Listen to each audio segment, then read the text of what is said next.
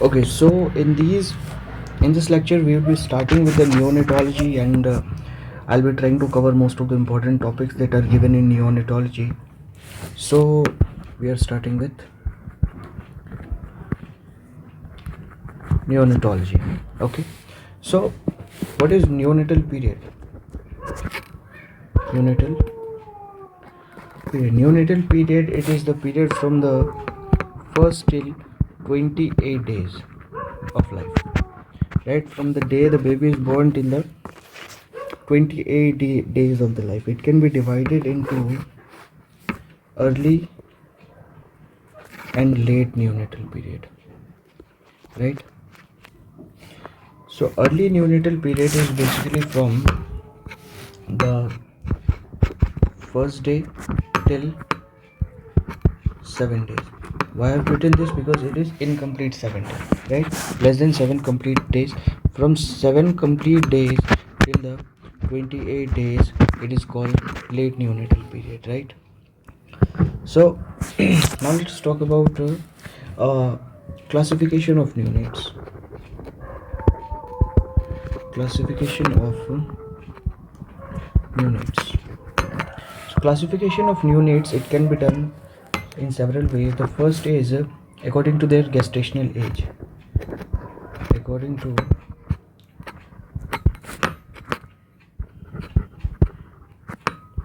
gestational age. So according to their gestational age, it is irrespective of birth weight, right? According to their gestational age, they can be term, preterm, or postterm, right? Term if the baby is born between 37 to 42 weeks of gestation, right?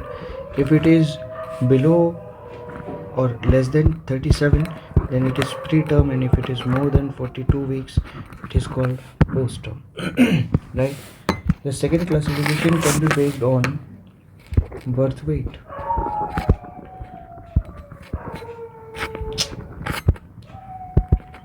Right? The second classification is based on birth weight, and it is irrespective of gestational age, right? So it can be low birth weight, very low birth weight, or extremely low birth weight. So low birth weight, if it is less than 2500 grams, right? And if it is less than 1500 grams, then it is very low birth weight.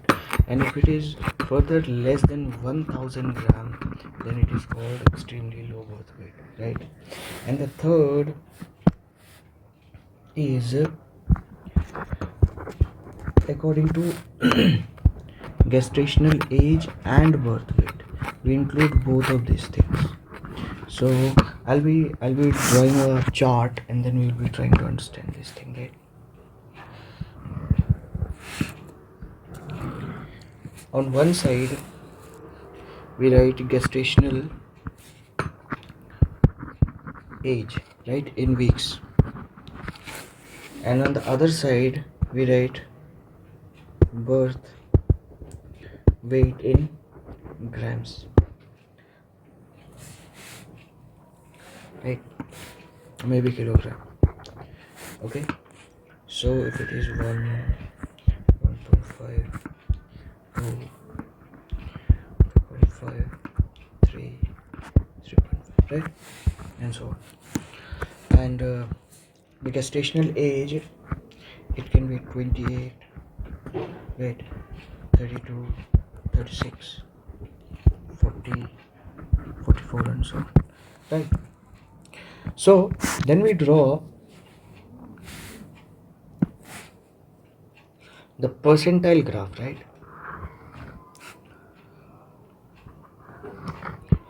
Any child having its birth weight between the 90th percentile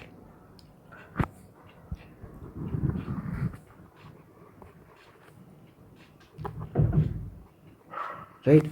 Based on this, if any child falls between the 90th and 10th percentile, say the child is falling here, right? It means the child is born, let's say maybe, wait, here, okay? So 36 week of gestation and the weight is around 2.8 kilogram, right? So this child will called AFD. What is AFD? It is appropriate for date. It means the birth weight is between 10th and 90th percentile of expected according to gestational age, right? So let us say if a child is falling here, right, it is less than 10th percentile, so it is called SDA or sorry, SFD. We can say it is short for date. It means it is less than 10th percentile of birth weight, right, expected at that gestational age, right? And if a child falls here, say here, so it is above, right? So it is called large for date. So if it is more than above 90th percentile birth weight of expected gestational age, then it is called large for date, right? So these three concepts are very much clear. The appropriate for date, it lies between 10th and 90th percentile, right?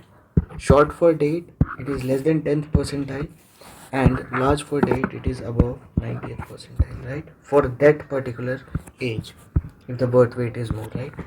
So this is it. Now let's talk about some of the uh, important causes of large for date. We will talk in detail about short for date, and appropriate for date is no concern. So large for date, why baby's weight is more than 90th percentile. So it can be seen in conditions of infant of diabetic mother, right? Or maybe seen in case of congenital hypothyroidism, or it can be seen in case of inconstitutionality.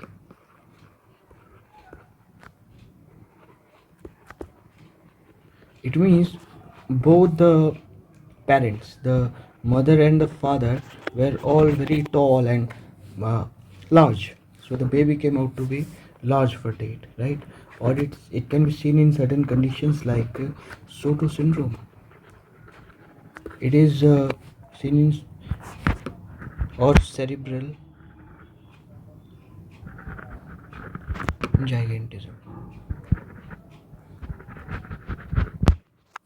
or it can be seen in case of Beckwith-Widman syndrome.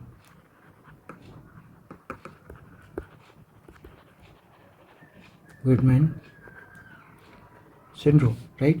In Beckwith-Widman syndrome, can you tell me there is increased risk of which tumor? The answer is Wilms tumor, right? Wilms tumor. What are the other features that are seen in Beckwith-Widman syndrome?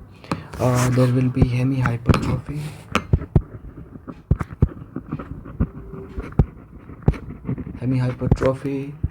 or macroglosia. These are the features that are seen with Beckwith-Widman syndrome, right? So it was all about how we classify the neonates, and now let's talk about normal neonate, right? Let us talk about normal term neonate, right? So A normal term neonate. Let us see the first thing. Birth weight. In India, the birth weight of a normal term neonate is about 2.8 to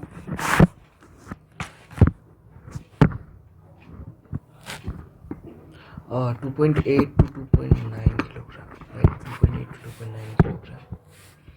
The length of a term neonate is about 50 centimeter, right? Head circumference is about 33 to 35 centimeter. And what else? Upper segment to lower segment ratio is about 1.7 to 1.9 is to 1, right? And what else? Respiratory rate is about 40 to 60 breath per minute. What about heart rate is about 120 to 140 per minute, right? And what else?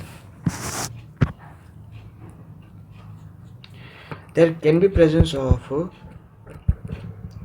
peripheral cyanosis, right? Peripheral cyanosis, which is also called acrocyanosis. It is normal finding, right? Normal finding.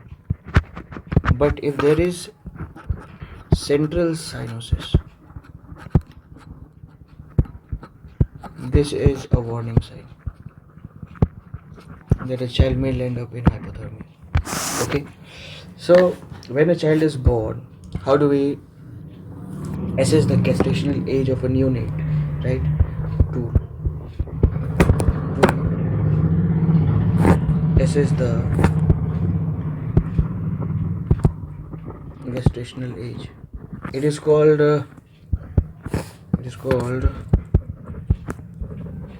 expanded new Ballard score, which estimates gestational age from 20 to 44 weeks, right?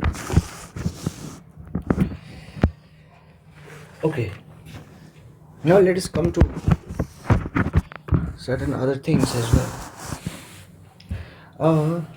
Let's talk about preterm neonate. What are the findings that you will see, or what are the findings that you will see which will help you conclude the baby is preterm, right? The first, when you will go for the general examination, you will find certain things. Like the first thing is there is lesser subcutaneous fat, right? The baby appears emaciated. What else? There is generalized hypotonia, right? Extended posture is seen. And what else? Skin, it is very thin and transparent, right? What else can you see? There is abundant lanugo, right? Lanugo are the hair that represent on the neonate, but vernix caseosa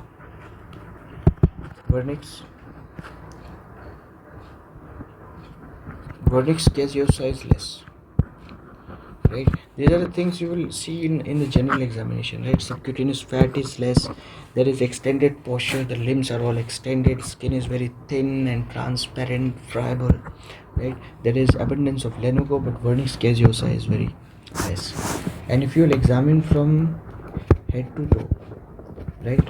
Head to toe examination of the baby, you will come up with certain other things. The head appears to be relatively large head, but it is actually not large, right?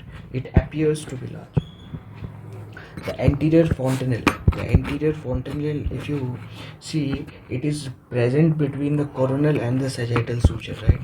Coronal and the sagittal suture, and its length is, or the dimensions are 2 into 2 centimeter, right? This anterior fontanelle fontanelle lid is very large, right, and wide open. Okay, if you will see the ears, the cartilage of the ear is very deformable.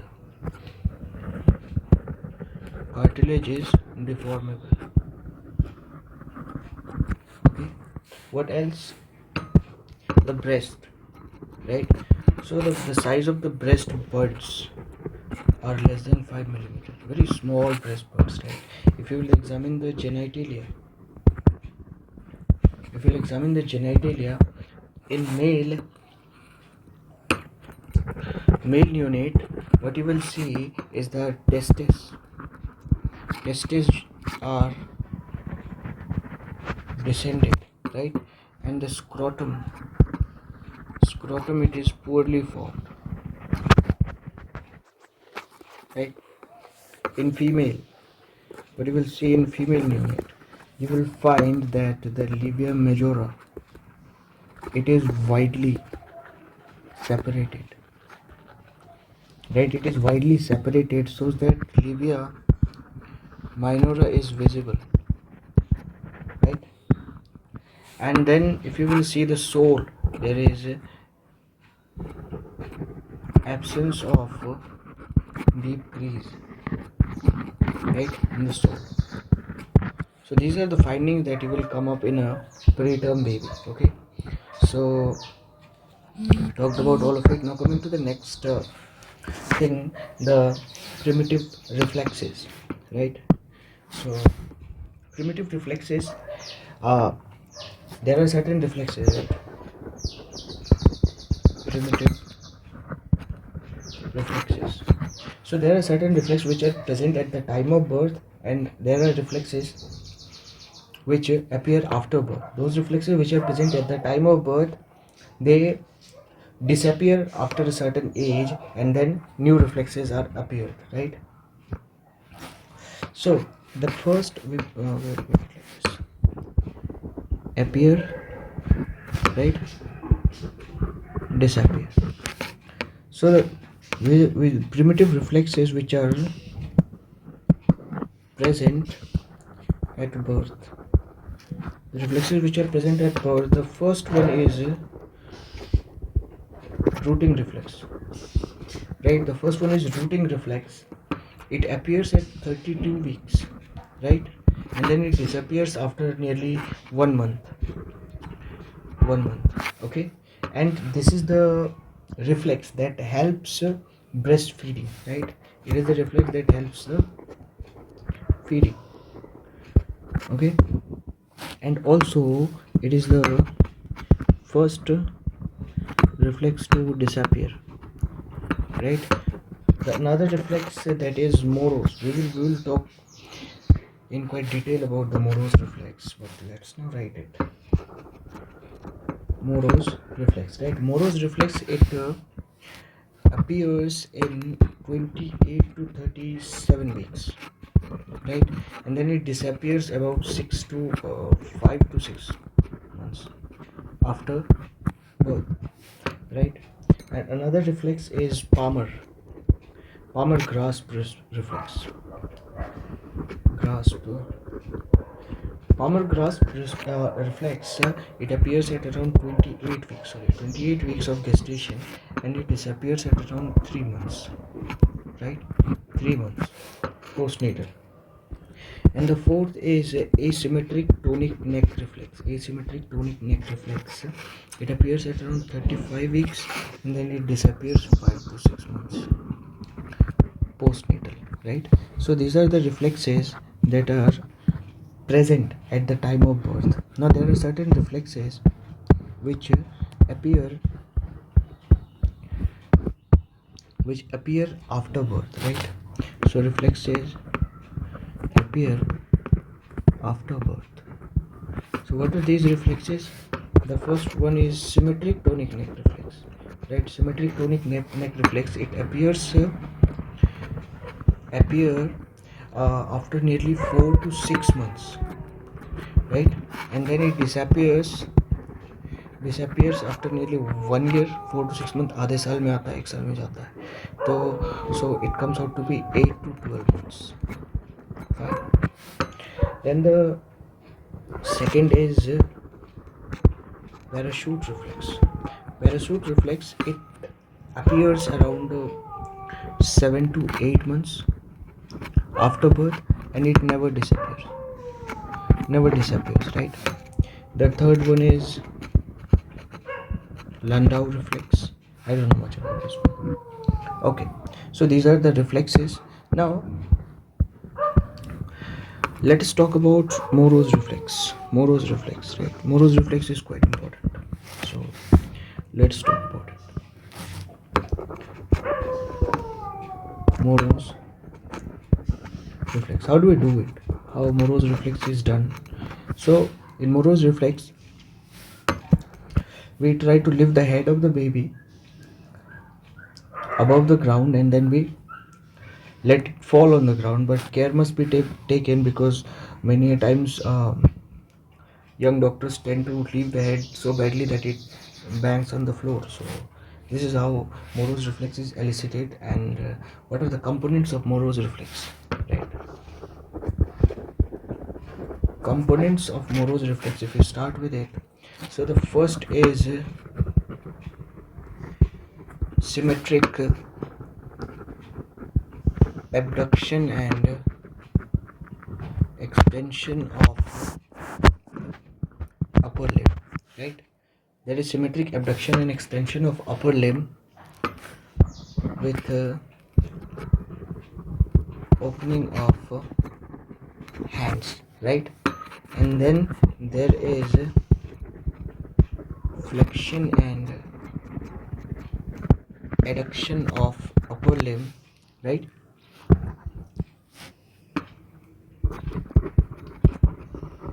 Extension of head and trunk, right? There is movement of lower limb, and then the baby finally cries, right? You may want to see this, complete components of this, and see it on a YouTube video. It will help you understand how things are actually happening. So symmetric abduction and extension of upper limb, right? Embracing reflex, this is why it is called embracing reflex, right? Then there is opening of the hands, flexion, then the hands, the limbs come towards the body, and then there is extension of head and trunk, movement in the lower limb, and the baby cries. Okay, so few things that we have to understand about Moros reflex. The first, if it persists beyond 6 months, right? Persists more than 6 months, then there may be some cerebral damage, right? And if this reflex disappears it will never reappear. Now, very important thing, absent Moros reflex. What is the condition where there is absent Moros reflex? First is stage 3 of HIE, hypoxic ischemic encephalopathy, right? Down syndrome. And the third is acute bilirubin encephalopathy, right? So encephalopathy, it is absent, but keep it in mind, it is also exaggerated thing.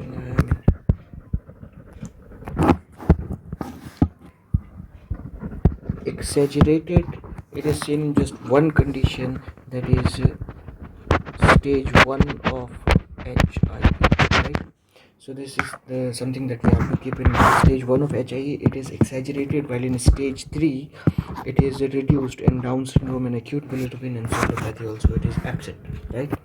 Now, earlier I said that there is symmetric movement, right? Symmetric movement, but in certain cases asymmetric asymmetric Moros reflex. It is seen in certain condition, like it can be nerve related, or it can be skeletal. So when it comes to nerve related, we will talk about nerves. We will talk about Erb's palsy. Erb's palsy, like associated with brachial plexus, right? Or maybe congenital hemiplegia, right? And if it is skeletal, there can be fracture of clavicle. Well, you must know that clavicle is the most common bone to get fractured, right? Or maybe shoulder dislocation, shoulder. So these are the things that we should be understanding about the Moros reflex. Okay.